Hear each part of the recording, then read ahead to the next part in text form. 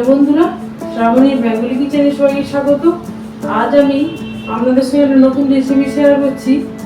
কাঁঠালের বীজে দিয়ে আমি সন্দেশটা বানিয়ে দেখাবো। এটা একটা নতুনত্ব রেসিপি। তো ভিডিওটা স্কিপ না করে প্লিজ ভিডিওটা প্রথম থেকে লাস্ট পর্যন্ত আপনারা দেখতে থাকুন। কাঁঠালের বীজে দিয়ে আমি সন্দেশ বানাবো বলেছিলাম।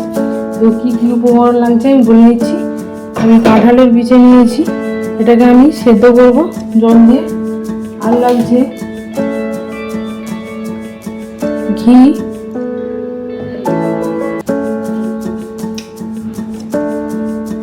আর দুধ নিয়েছি,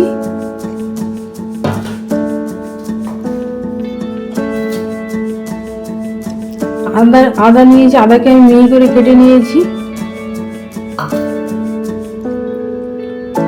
আর বাতাসা নিয়েছি, এটা আমি বাতাসা দিয়ে বানাবো, আপনারা চিনি দিয়েও বানাতে পারেন। কড়াইটা বসিয়ে দিলাম, কড়াইয়ের মধ্যে আমি জলটা দিয়ে দিলাম। জলটা গরম হয়ে আমি কাঁঠাল বিচিটা দেব। জল গরম হয়ে গেছে, এবার আমি কাঁঠাল বিচিটা দিয়ে দিলাম।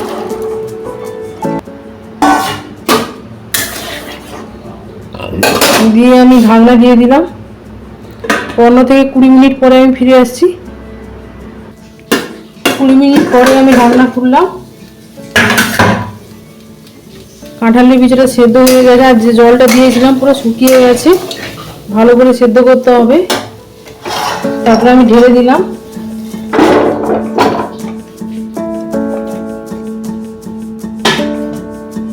দেখুন বন্ধুরা, এটাকে আমি ঠান্ডা করবো, করে আমি এর খোলাগুলো ছাড়াবো, একদম ঠান্ডা করে খোলাগুলো ছাড়াবো।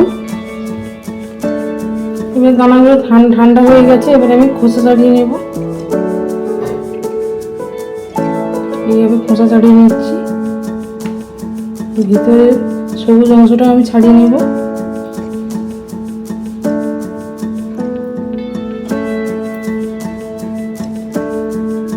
শুধু সাদা অংশটা থাকবে।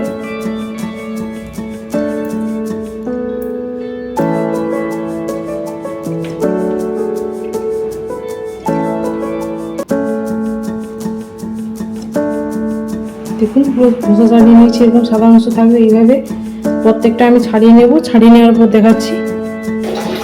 দেখুন বন্ধুরা, খোসাগুলো আমি ছাড়িয়ে নিয়েছি। এবার এটা আমি শিলনোড়াতে পেস্ট করবো, একদম মিহি করে পেস্ট করবো। করার পর দেখাচ্ছি। দেখুন বন্ধুরা, শিলনোড়াতে আমি বেটে নিয়েছি কাঁঠাল বিচিটা, একদম মিহি করে বেটেছি। এবার আমি কড়াইটা বসিয়ে দিয়েছি। কড়াই গরম হলে আমি ঘি দেবো। 1 চামচ আমি ঘি দেবো।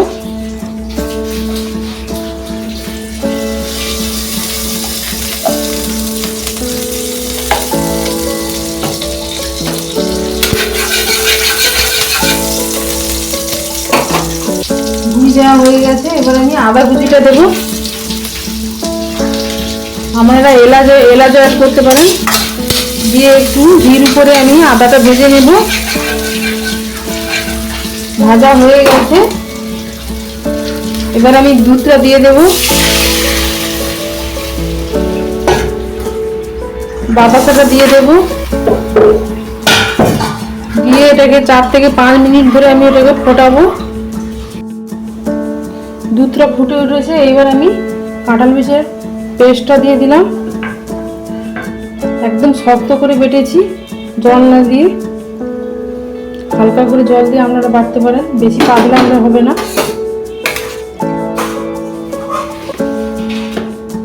এইবার এটাকে আমি কন্টিনিউ নাড়তে থাকবো। এটা একদম নাড়তে নাড়তে দুধটা পুরো শুকিয়ে যাবে। আর এটা এই কাঁঠাল বীজের যে পেস্টটা দিয়েছি, এটা পুরো কড়া থেকে কোড়া ছেড়ে উঠে যাবে। তখনই ভাববো আমাদের ঠিকঠাক মতো হয়েছে। এইভাবে কন্টিনিউ নাড়তে থাকবো। যেন ডালা পাকিয়ে না যায়। আর আপনারা একদম এইভাবে কন্টিনিউ নাড়তে থাকবেন। অনেকটা দুধ কমে এসছে, আর কিছুক্ষণের মধ্যে এটা হয়ে যাবে। দেখুন বন্ধুরা, নাড়তে নাড়তে একদম কোড়া থেকে উঠে যাচ্ছে, মানে এটা হয়ে এসছে। আর 2 থেকে 3 মিনিট এটাকে নাড়িয়ে আমি নামিয়ে দেব। এটা হয়ে গেল। এটাকে এবার ঠান্ডা, গ্যাসটা অফ করে দিলাম। এটাকে আমি ঠান্ডা করব, ঠান্ডা করে তারপর সন্দেশের সাদায় ফেলে আমি সন্দেশের আকার তৈরি করব। এটাকে আমি একদম ঠান্ডা করে নিয়েছি। এরপর আর বাটিতে করে আমি ঘি নিয়েছি, এই সাদাতে আমি একটু ঘি মাখিয়ে দেব। একটা করে বানাবো আর একটা করে একবার করে ঘি দেব।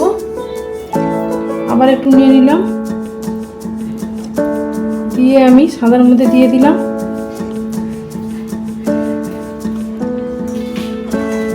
একটু সময় রেখে আস্তে করে আমি উল্টে দিলাম। একটা হয়ে গেল, আবার আমি ঘি মাখালাম।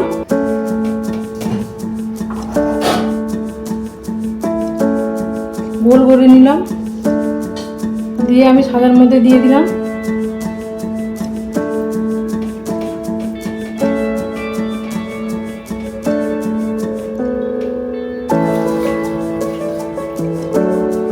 একটু সময় রেখে দেব।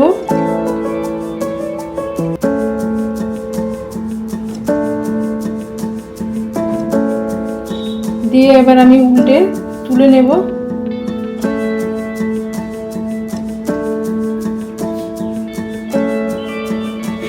হয়ে গেল, এবার আমি একই প্রসেস সবগুলো সন্দেশ বানিয়ে নেব। দেখুন বন্ধুরা, এই সাদা দিয়ে একবার করে ঘি মাখিয়েছি, একটা করে আমি সন্দেশের শেপ তৈরি করেছি। এভাবে আপনারা করবেন, আমরা তেলও ব্যবহার করতে পারেন, সরষে তেল। তো দেখুন বন্ধুরা, সবগুলো বানানো হয়ে গেছে, আর কত সুন্দর ডিজাইন হয়েছে, একদম দোকানের সন্দেশের মতো হয়েছে, আর খেতেও তো খুব ভালো টেস্টি হবে। তো আমি যেইভাবে বানালাম আপনারা সেইভাবে বানাবেন, দেখবেন ভালো লাগবে। আর যদি ভিডিওটা ভালো লেগে থাকে তাহলে বেশি বেশি করে লাইক করুন, শেয়ার করুন, কমেন্ট করুন। নতুন নতুন রেসিপি পাওয়ার জন্য সাবস্ক্রাইব করুন। Thanks for watching.